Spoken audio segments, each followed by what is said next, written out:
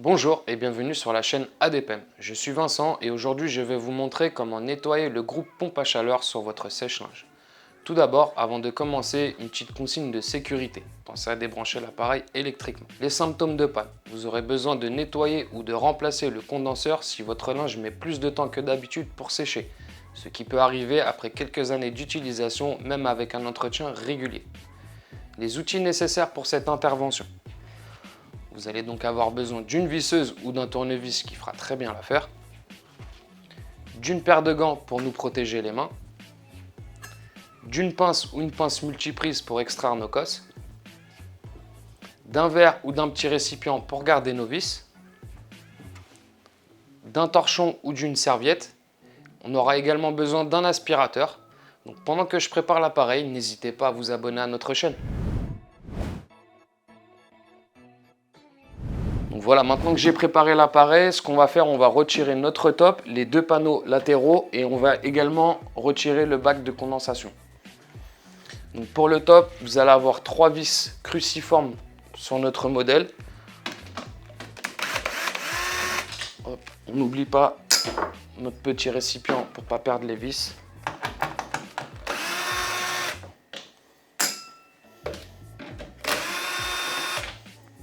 Voilà, alors pour le top, au niveau du bandeau, il va falloir taper légèrement dessus pour le faire glisser en arrière et là, vous allez pouvoir le retirer. Alors, pour le panneau droit, quand vous êtes en face de l'appareil, vous allez avoir 2 vis au niveau du bandeau de commande, une vis pour le module de puissance et on va avoir 3 vis de ce côté-là. Donc on change d'embout, on passe sur du Torx de 20.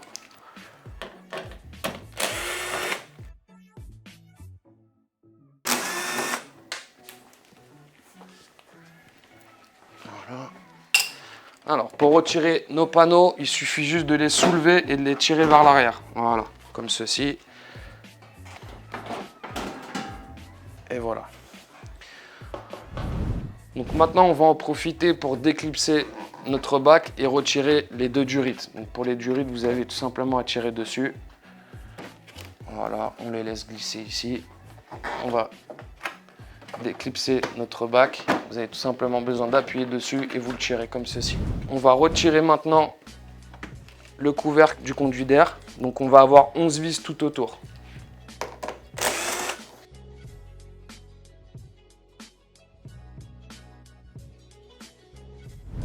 Maintenant, on va retirer notre couvercle de palier et le palier avec. Donc, il va falloir enlever la petite vis d'en bas. Voilà, faites attention, le couvercle va commencer à bouger. Alors, à la main, vous allez sûrement pouvoir l'enlever, sinon il faudra utiliser une petite pince et faire un léger quart de tour. Et là, on va pouvoir l'enlever comme ceci.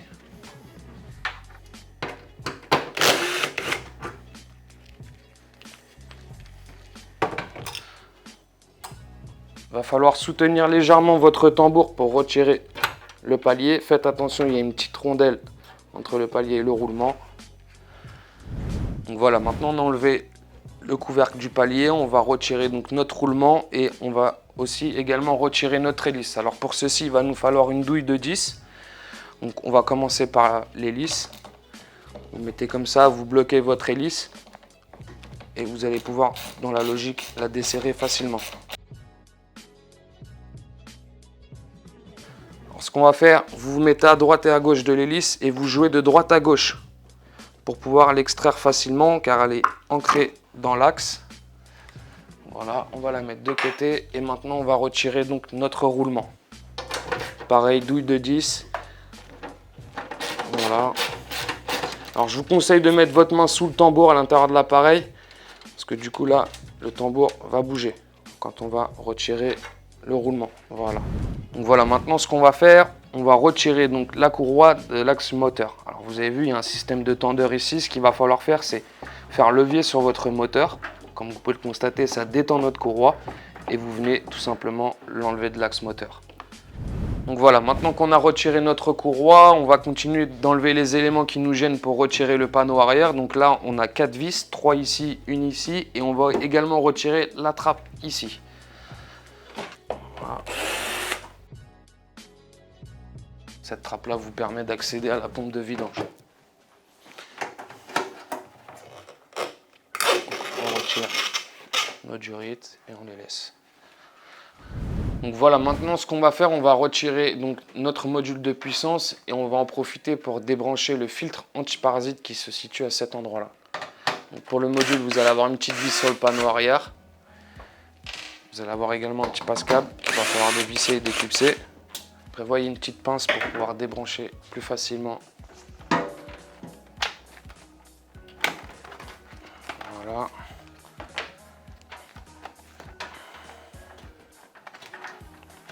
Vous pouvez le mettre comme ça pour le dégager. Et là, vous venez pincer bien la cosse pour ne pas arracher votre câble. Comme ceci, même étape pour celle d'en bas. Voilà, et là, le connecteur blanc et les deux prises noires. Voilà, comme ça, avec le passe-câble, on va pouvoir le retirer. Donc voilà, maintenant on va pouvoir retirer le panneau arrière. Alors la technique, vous allez mettre votre main pour soutenir votre tambour. En dessous, vous le soulevez légèrement et là, vous allez pouvoir retirer le panneau arrière. Vous pourrez le reposer délicatement sur le socle en bas, il ne bougera pas. Donc là, cette étape-là, maintenant, je vais vous faire retirer donc, le bac de condensation et son support. Ça nous facilitera la tâche pour pouvoir remonter le tambour juste après.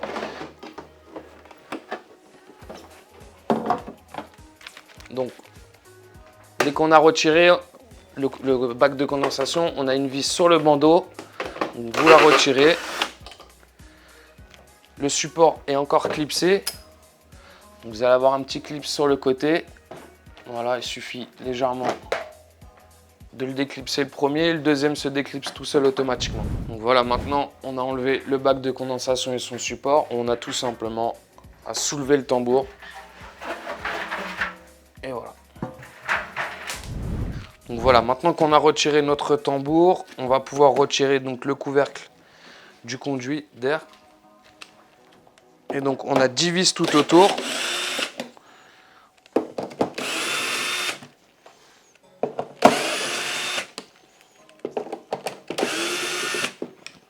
Donc là vous allez avoir de ce côté là la sonde, mais vous allez pouvoir déclipser pour avoir un peu plus de mou pour le câble.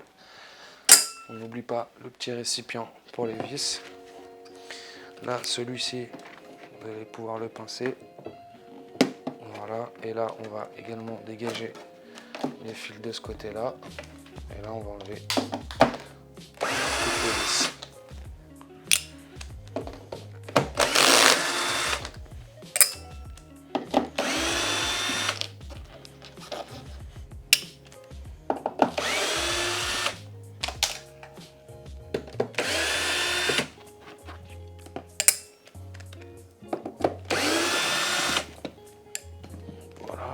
On va récupérer après la petite vis qui sera tombée.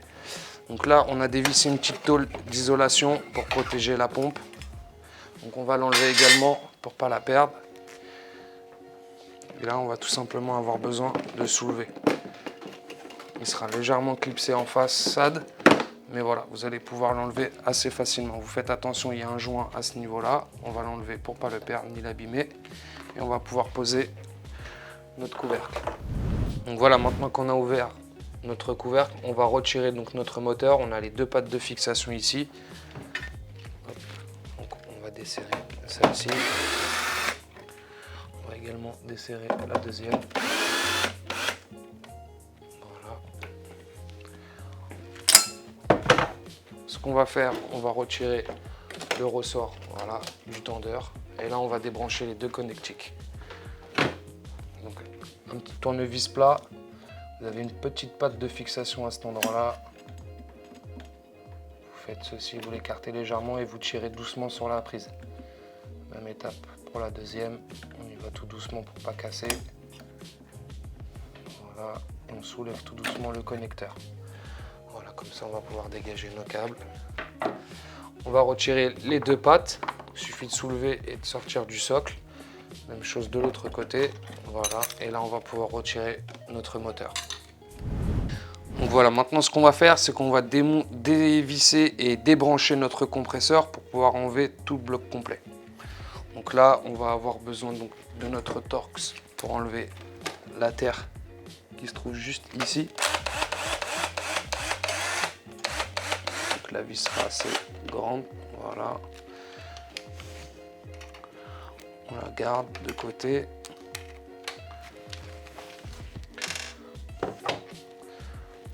Alors pour ce connecteur là, voilà, il va falloir le bouger un petit peu de haut en bas pour pouvoir le retirer. Ce qu'on va faire, on va en profiter pour retirer notre sonde.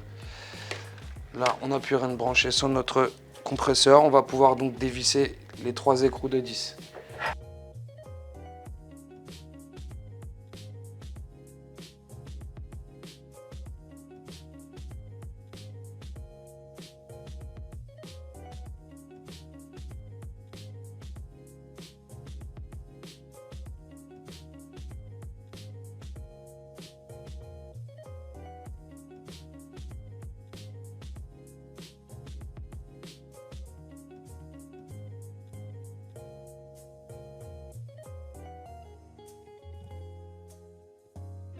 On retire la petite rondelle. Et là, je vais vous conseiller d'être 2 pour pouvoir le retirer plus facilement pour éviter de tordre les tuyaux. Il faut donc être à cette étape-là, il faut être 2. Donc un qui va attraper cette partie-là pendant que l'autre va également soulever celle-là. Donc il va falloir être coordonné dans vos gestes.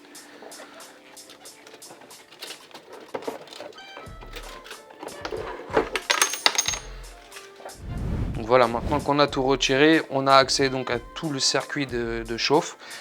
Donc on va en profiter pour retirer le filtre en bas. Comme ça, on aura vraiment accès entièrement à tout le circuit. On va aussi également retirer cette petite trappe pour pouvoir accéder. Donc vous allez sûrement avoir un petit peu d'eau ici, parce que du coup, quand il y a trop d'eau, ça va direction la pompe de vidange.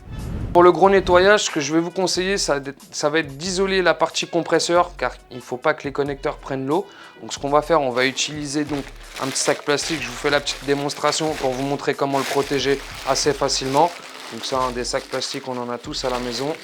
Vous faites ça tout simplement pour protéger les connecteurs. Et l'autre partie, vous la mettez donc dans la baignoire et vous faites passer votre jet d'eau, chaude de préférence, l'eau, pour bien nettoyer les ailettes. Pas trop de pression non plus pour pas les tordre. Et après, voilà, vous le séchez bien comme il faut et on pourra le remonter. Donc voilà, pendant qu'on a nettoyé donc maintenant notre compresseur, on va attendre qu'il sèche. On va nettoyer donc cette partie-là. Donc vous aurez enlevé la plus grosse des parties des peluches. Donc il va sûrement vous rester de l'eau. On va en profiter donc pour l'enlever, pour bien tout nettoyer. Donc là, on va pouvoir remettre le petit cache et le filtre à l'avant. Voilà. On referme la trappe devant. Et là, on va pouvoir remettre notre compresseur. On va repositionner donc bien à 2 le compresseur. Donc moi, je vais gérer le côté compresseur et le collègue la partie évaporateur. Voilà, vous avez vu, vous avez des petits guides. Donc bien les repositionner s'ils ont bougé pour pas écraser quand on va remettre notre couvercle la tuyauterie. Donc voilà, on l'a bien positionné. Maintenant, ce qu'on va faire, on va le revisser et on va le rebrancher. Donc là, donc, notre module nous gêne un petit peu. Ce qu'on fait, on décale légèrement le câble. On le met comme ceci. Et là, on va en profiter. On va repositionner donc la petite sonde. Voilà. Et là, on va rebrancher donc notre connecteur. Vous ne pouvez pas vous tromper de sens de toute manière. On l'enclenche bien jusqu'au bout. Et là, on va revisser donc notre masse. Quand on reprend bien la cosse, on n'oublie pas ponter à la main.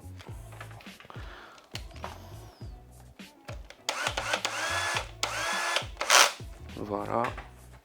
Et là, on va pouvoir revisser notre compresseur directement.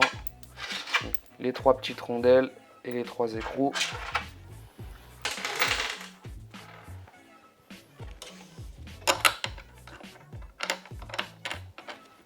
Voilà. Donc, je vous conseille de repositionner vos 3 rondelles d'abord. Et là.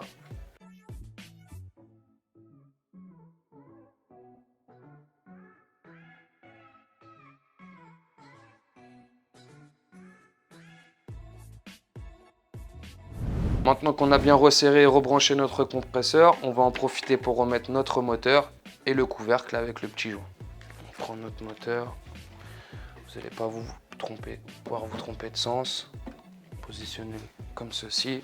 On va en profiter pour remettre les deux lamelles, donc dans le petit trou ici, et vous venez rabattre. Donc positionnez-le bien sur la rondelle en caoutchouc. Même étape de l'autre côté. Voilà, on positionne bien sur le caoutchouc. On voit qu'on est bien positionné pour nos trous.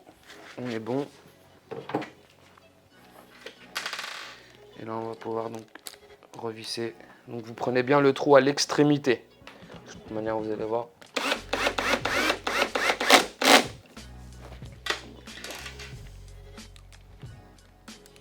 On va en profiter également pour le rebrancher et remettre le ressort du tendeur. Donc, on va repositionner notre condensateur et là on va rebrancher notre moteur. Donc, vous ne pourrez pas vous tromper au niveau des connecteurs, ils n'ont pas la même taille. Même au niveau du sens de branchement pour la prise. N'y allez pas trop fort, voilà. On a bien rebranché le tout, on va pouvoir remettre le ressort. Donc, tout simplement, vous venez enquiller sur le tendeur. On va en profiter maintenant pour remettre notre couvercle. Donc, il va légèrement se glisser en dessous ici. Voilà, comme ceci, vous venez l'aider. Attention au câble, de ne pas le pincer. Ici, pareil. On se positionne bien, on vérifie qu'on est bien plaqué partout et maintenant on va pouvoir le revisser. Donc on n'oublie pas la petite plaque d'isolation au niveau de la pompe de vidange. Voilà, on la repositionne bien et là on va pouvoir remettre les vis.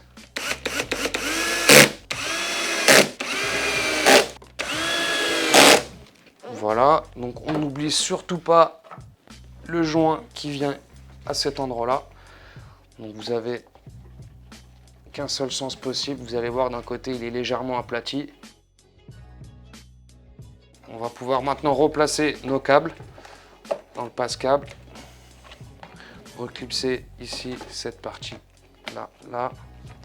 Ça, on le repositionne bien ici, qui ne nous gêne pas. Notre durite, on la remet bien. On n'oublie pas cette partie là aussi. Et voilà, maintenant on va pouvoir remettre notre tambour.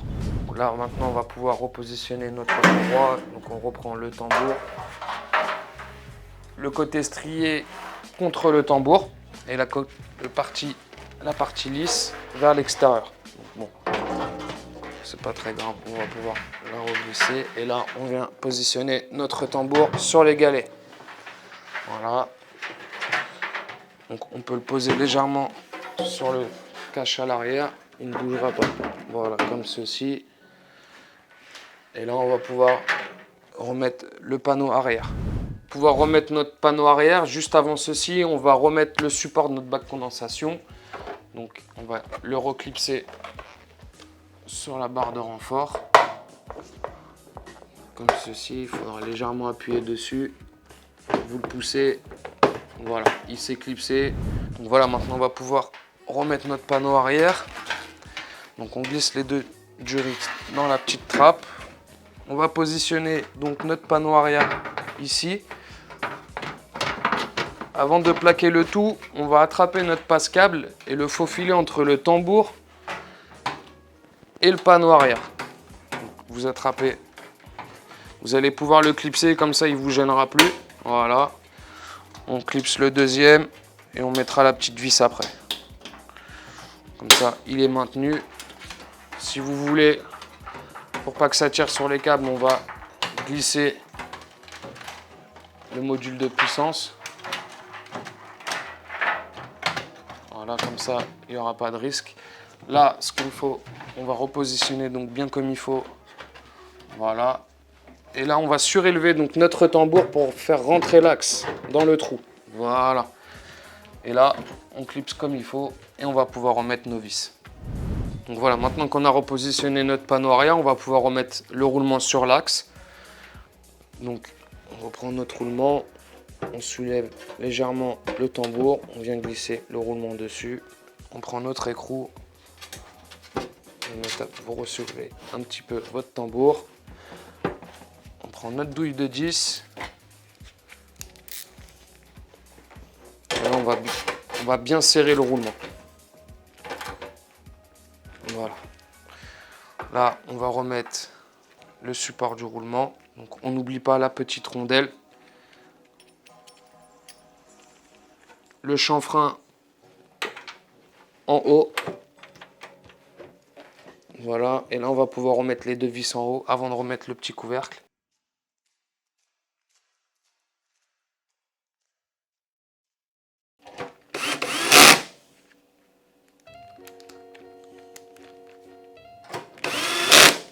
Là, on reprend notre petit couvercle, on le met comme ceci, un quart de tour, et là on va pouvoir remettre la vis en bas.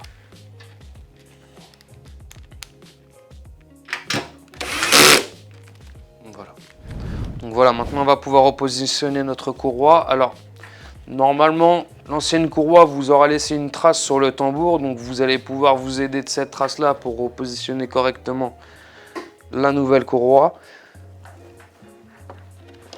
Donc, vous voyez, là, si je le mets, je me trompe de sens, la courroie est beaucoup trop grande, donc vous ne pourrez pas vous tromper.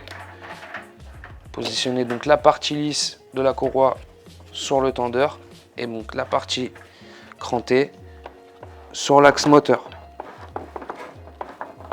Donc, il va falloir légèrement forcer. Vous mettez la courroie au début de l'axe moteur. Donc, vous vérifiez bien, voilà, comme ceci. Et on va faire un petit test. Donc on voit bien que notre courroie fonctionne très bien, qu'elle ne saute pas. C'est parfait. On va pouvoir continuer de tout remonter. Donc voilà, maintenant on va en profiter pour rebrancher notre antiparasite. Donc ce qu'on fait, on ressort le module de puissance de son logement pour avoir un peu plus de mou. Donc on va commencer par rebrancher la masse. Comme ceci, on rebranche la deuxième. Là, je vous conseille d'abord de mettre donc le marron en bas, le bleu en haut. Et là, on va pouvoir remettre le connecteur qui va au module sur notre antiparasite, comme ceci. Voilà. Et là, on va repositionner le module comme ceci. Donc voilà, maintenant qu'on a rebranché notre filtre antiparasite, on va pouvoir revisser donc notre module de puissance, notre passe-câble, remettre les 3 vis à cet endroit-là, celle qui va ici. On va en profiter également pour remettre la trappe, l'hélice et le conduit.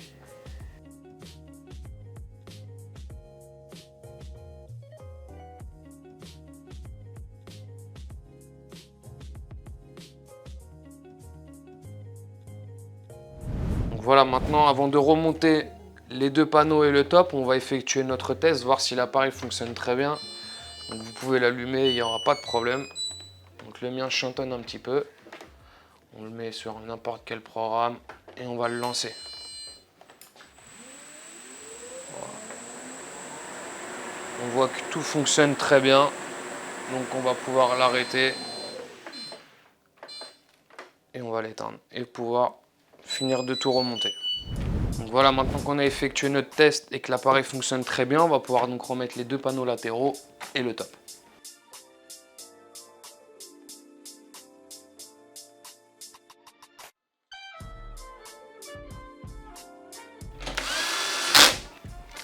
Et on va finir par remettre la vis donc de notre bandeau de commande sur le support du bac de condensation.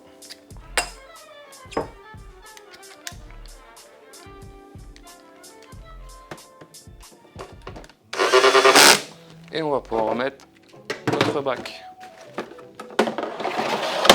Et voilà. Un conseil pour terminer. Pensez à nettoyer régulièrement les filtres et les conduits de votre appareil. Cela permet de limiter la formation de peluche dans votre sèche-linge et augmentera sa durée de vie. Si cette vidéo vous a été utile, n'hésitez surtout pas à nous mettre un pouce bleu, abonnez-vous à notre chaîne et activez les notifications pour être informé de la sortie de nos prochaines vidéos. Si vous avez la moindre question, n'hésitez surtout pas à la mettre en commentaire. Vous trouverez sur notre site adepem.com des pièces détachées et des articles de blog pour vous aider à entretenir et réparer votre appareil. Nous avons également un forum pour vous apporter une aide à la réparation. Les liens sont dans la description et à bientôt sur Adepem.